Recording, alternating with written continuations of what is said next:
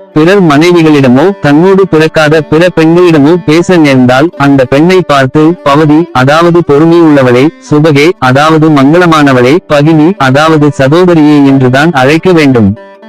தாயின் சகோதரிகள் மாத்ருஸ்வசா தாய் மாமனின் மனைவி, மாதுலானி பெண் கொடுத்த மாமியார், ஸ்வசுரத தந்தையின் சகோதரிகள், பித்ருஸ்வசா இவர்கள் யாவரையும் குருவின் பத்னிக்கு சமமாக மதிக்க வேண்டும்.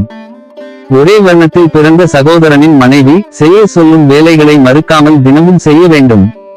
அதே போல இரத்த உறவாலோ சம்பந்தத்தாலோ உறவுள்ள பெண்களின் கணவன் வெளியூர் செல்ல நேர்ந்தால் அந்த சமயத்தில் அவர்கள் கேட்கும் உதவியை மறுக்காமல் தினமும் செய்து கொடுக்க வேண்டும். குரு எட்டி இருக்கும் போதும் கோபத்தில் இருக்கும் போதும் தன் மனைவியிடம் பேசிக்கொண்டு இருக்கும் போதும் வணங்க கூடாது. குரு அமர்ந்த பிறகு அருகில் சென்று நமஸ்கரிக்க வேண்டும்.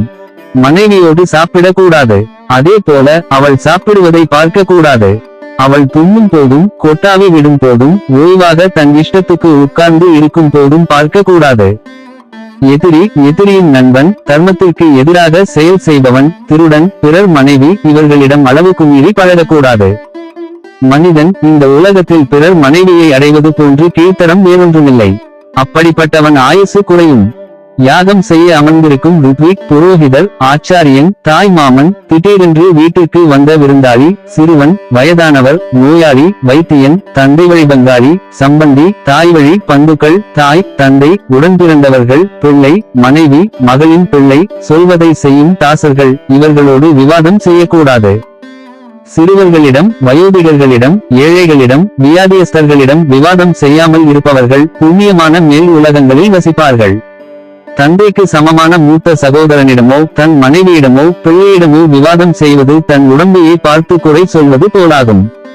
பலரோடு உறவு கொண்ட பெண் கொடுத்த உணவை, பெண்ணுக்கு அடிமையாக இருப்பவன் கொடுக்கும் உணவை, 10 நாள் மரண தீட்டு உள்ளவன் கொடுக்கும் உணவை, இறந்தவனுக்கு படைக்கப்பட்ட உணவை, பிரியத்தோடு கொடுக்காத உணவை சாப்பிடக்கூடாது.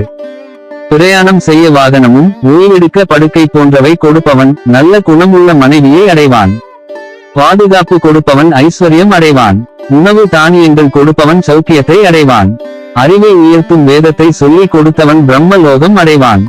தந்தையோ தாயோ நம்மோடு கடைசி வரை வரப்போவதில்லை. மனைவியோ பிள்ளையோ உறவினர்களோ கூட வரப்போவதில்லை. ஒருவன் இறந்த பிறகும் கூடவே வரப்போவது பூலோகத்தில் அவனவன் செய்த தர்மமே, அறம் மட்டுமே. பிறர் சொத்தை பறித்து அனுபவித்தல், பிற உயிருக்கு துன்பம் செய்தல், பிறர் மனைவியை அடைதல் இந்த மூன்றும் உடலால் செய்யப்படும் பாவ செயல்கள். ஒழுக்கமில்லாதவனிடம் உடலுறவு கொள்பவர்கள், பிறர் மனைவியை அடைந்தவன், ஒழுக்கமான வேத பிராமணனின் பொருளை திருடியவன் அடுத்த பிறவியில் பிரம்மராட்சனாக அலைவார்கள். திருட்டு போன்ற பாவங்களை